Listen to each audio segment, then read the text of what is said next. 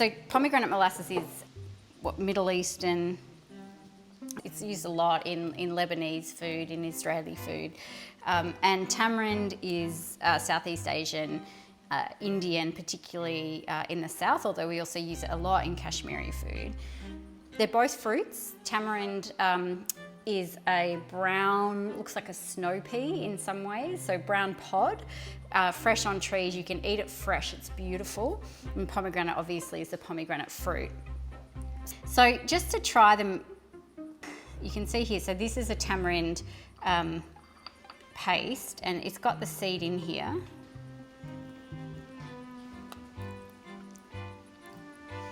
Yum. It's very warming, it's really brightening without being slicing, I guess. So it's quite delicate flavour. Now pomegranate molasses, it's richer, it's very syrupy. This actually has sugar in it, I do think that. Yeah, it has sugar in it. And you can see even the texture, so it's really loose. Oh, I love it though. It's so tangy and mouth puckering and acrid. It has a recessed bitter quality as well, which does give it a textural component. It's sharper, it's really sharp, it's very slicing. It's the sort of acid that you just want to put on everything. You could use the two together and you would get an undercarriage of sunshine and softness and freshness, and then you would get a high note of acrid tang and driving, slicing acidity. And those two things together, those two acids working together in a complex spice masala would give you a very punchy, driving, street food quality end result. Yum. All right, let's do this.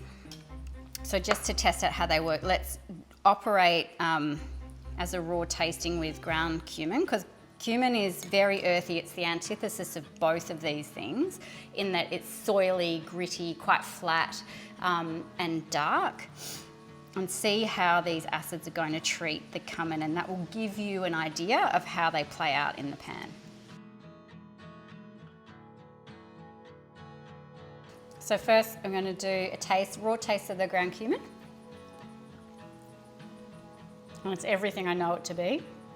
It's soil-like, dirty, stony, brown, flat, cranky. A little bit of tamarind on top of that. That's interesting. There it is. And the tamarind picks up the flatness in the soil and kind of rolls it forward. It tumbles it forward on the mouth.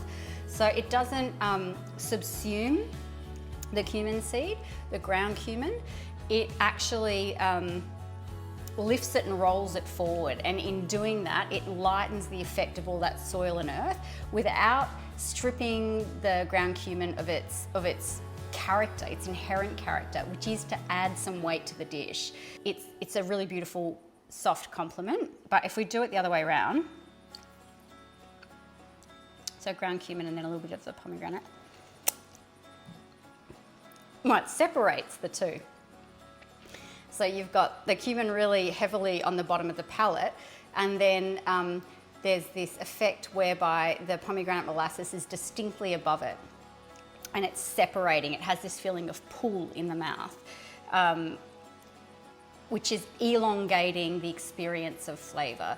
So whereas tamarind drives the thing forward, pomegranate molasses takes the flavour and pulls it vertically.